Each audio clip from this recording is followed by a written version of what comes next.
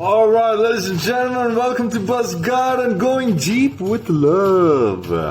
We've got Rockini asking us some very interesting questions, and we're going to go deep into what is it at stake and what is going to happen. Is this going to see the end of the light? Is it going to see tunnel? Is it going to see dark? We're going to get to the bottom of this. Stay tuned for the next 12 audio bites as we deep dive into the irreputable, sticky, and irreplaceable situations that has plagued us across time, forever known, that has inspired poems and movies and theater and act and drama. We're gonna get to the bottom of the shit. Step 1. The truth. You see, the truth is every man out there can get any woman he desires. And every woman out there can get every man she desires. The question is, to what extent would one go to make that happen? Right? And of course, respecting all environmental variables and being smart and cheeky and crazy about it. But the truth of the matter is, anyone can have who they truly desire. Right? So if that's the truth, then how do we quantify our seriousness about this desire, the willness of it? And with this truth, we are going to jump in and figure out what's coming up as part 2. Man is all testosterone and woman is all estrogen, alright? Which means the peaks are the craziest when you first meet, the sparks are real, the attraction is real, the emotion is real, the vibration is real. Then, unfortunately, law of physics also says that vibrations, testosterone, estrogen, all of them have a sinusoidal wave, and they just kind of dip and go down. And that's all it is.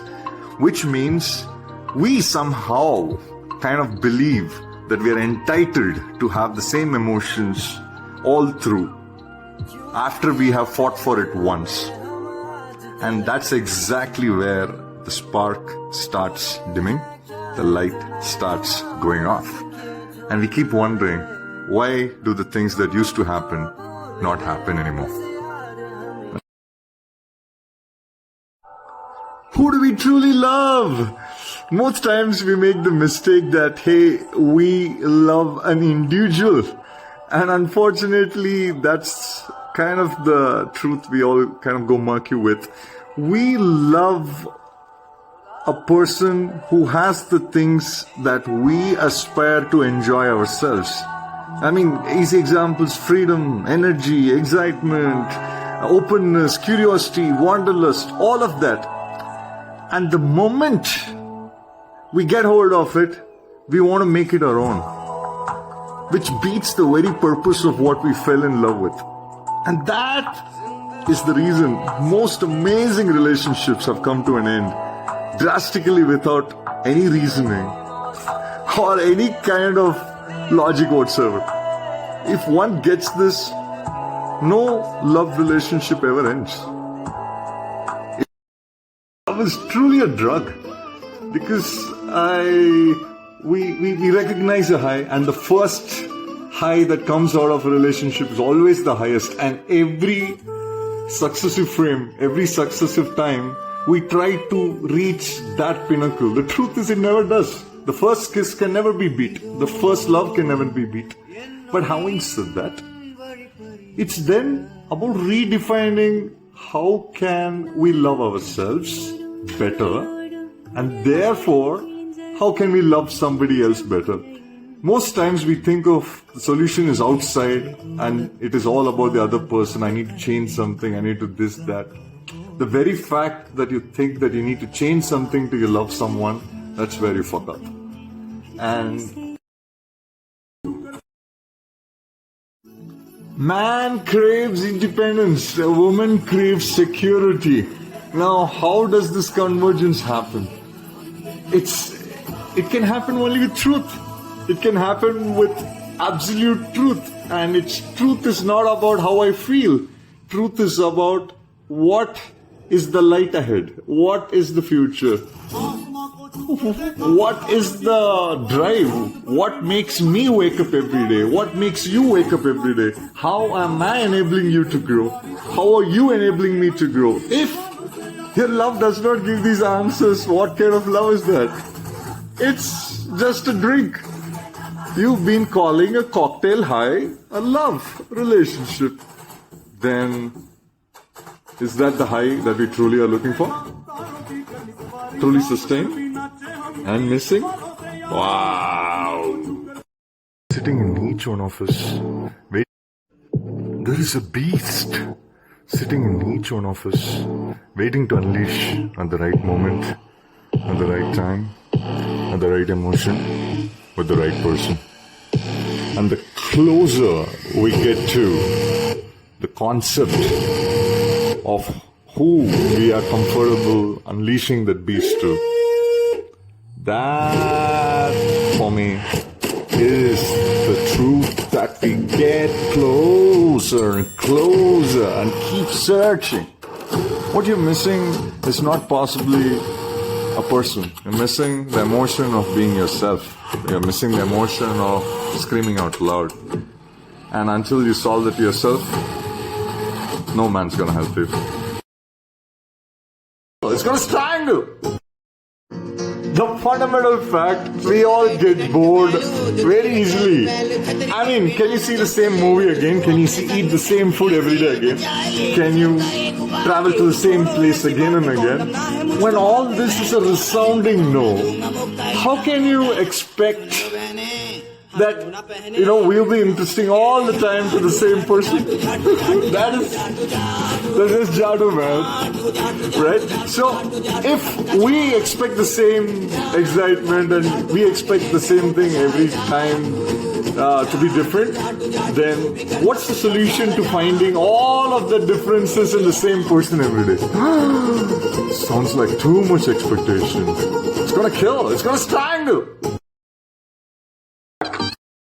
So the question comes back. What am I to do next? Should I just go freak out? Should I just go on a crazy serial one-night stands? Should I go out there and explore? Should I be curious? Oh my God, the list is endless. Guess what? The idea is just to slow down, pace down, heal, get into a routine, enjoy the little things, recognize what made you feel the way you did, and recognize how did you lose control of how you feel being controlled by an external force. Until you find answers to that, trust me, no relationship is going to withstand the test of time, the test of this earth's vibration and beats. And that's the truth. Memories are 100% memories are true. Every moment lived has its moment, and it's exclusively for you to enjoy it in your head, in your memory, in your vision. You've seen it.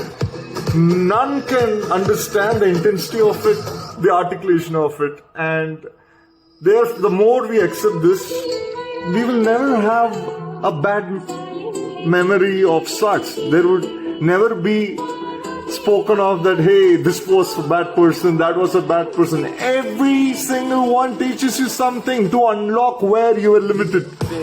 And to that point, you can only thank everyone that's come into your life so far and will keep coming into your life. If this is the beat, what is your beat? There is nothing more beautiful than sitting and thinking about things that have happened in our life today, that we actually have something to think back about, have those stories. Imagine, just dial down about 30 years later, you're, let's say, sitting on 60 plus. It's these memories that will keep you alive that day. And if you know that all these are amazing things that is going to keep us alive in the future, what are we sulking about? That just sounds selfish. And in all the selfishness, only one thing is going to happen. In fact, not going to happen. The sense of being, the sense of happiness and the pleasure of pursuit. Okay, so back to Rakini, who's asked us the question, what needs to be done? I think most times we want change to happen by being in the same place, doing the same things, and somehow magically expecting or hoping that, oh, something new is going to happen. Biggest, saddest mistake that we repeatedly do in all aspects of our life.